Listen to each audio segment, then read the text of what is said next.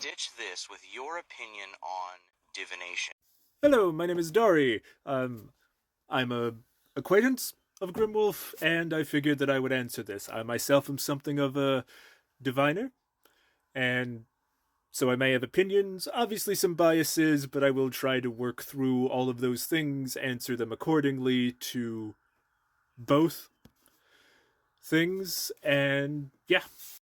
I also noticed that specifically in basically the long version of the video that hopefully will be tagged so you guys can all go there, is that you specifically mention divination, spirit working, and mediumship, which are all their own broad categories that in many cases do have overlap. You can probably do a decent Venn diagram of all three.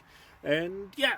Should we charge for it? Is it morally okay to charge for it? When is it So I know that a lot of people might disagree with me, but yes, people should, like, in some way compensate diviners.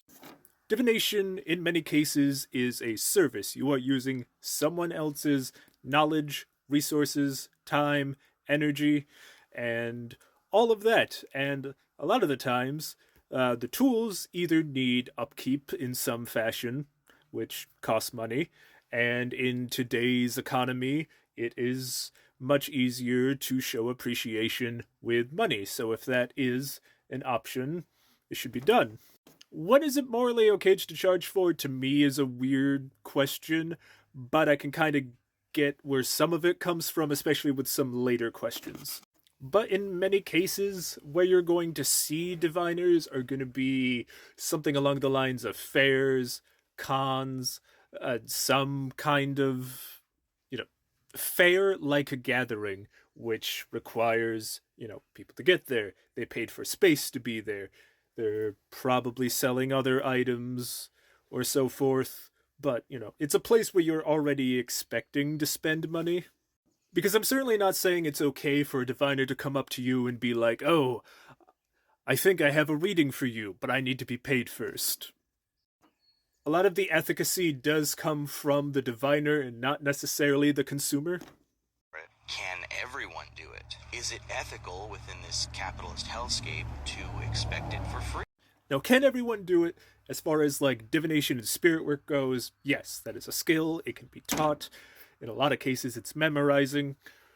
But yeah, and it's interpreting, which is in itself its own skill, especially if you're going like beyond a 3-card pull or equivalent extravagance.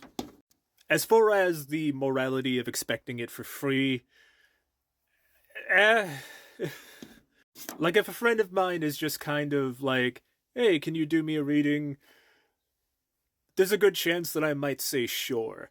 If it's in a situation where it's like a business transaction, like if for whatever reason I'm in a store and I'm set up at a table and like everything is straightforward, like again, I do think a lot of the morality is on the diviner and setting the expectations of things. Like obviously I'm going to treat a friend differently than I do a customer. That being said, if the friend is asking for something fairly significant and, like actually meaningful, like it's not just us goofing around, then there's probably going to be, again, some reciprocation. It doesn't necessarily have to be currency, but it's always helpful to help me pay my rent. But then the question of, like, the ethicalness of, like, really high cost ones, and that gets a little iffy. Because arguably, like every other privatized skill, the better you are, the more that you should be paid for your time, energy, resources, etc. But I'm also incredibly weird about, like, it costs $500 to even get in a scheduling thing with some diviners. Like, when it comes to it starts being like really high cost, and I know $500 is arguably not a lot, but like that's a significant portion of rent. In any case, yeah, no, I don't think it should necessarily be for free outside of goofing around. Like, you can divine for fun, and you should every so often. again, this is the efficacy of the diviner itself. I'm obviously not going to force people to pay if I made a video saying, hey, I'll do divination questions. I'm not going to suddenly message them and be like, you owe me $5 for that. Like, I offered it and did not put that expectation in there. And like I said, this is a skill, it sets up, so I do think everyone can do like divination and spirit work. As far as mediumship goes, that's a tougher one. That's like to define. There's definitely a lot of people who would say that mediumship is something that you're born with, whether I believe in that or not. But at the same time, the idea of mediumship is putting the middleman out and effectively being a conduit for the being who has the answer. So that might depend on the various definitions of mediumship, but relevant. Free. Some cultures consider it important. Is that a factor? Are there greater implications to that? Again, I think this heavily depends on the type of divination and the efficacy of the diviner. Because it is very important to many cultures, and normally the way that it's important is the type of divination. Like, obviously, I, as someone who is not a Roma or Roman descended individual, am not going to do the particular practices of the Romani, even if I knew them for some reason. Now, in some cultures, like getting divination done in general, in the sense of like the idea that, oh, this person is reading me my fate, and so this is how it's going to play out, it is important, and that's another thing that is the efficacy of the diviner. And unfortunately, there's no like diviner's creed in the same way there's a Hippocratic oath, but a large amount of us at least try to uphold some standards, at least to ourselves.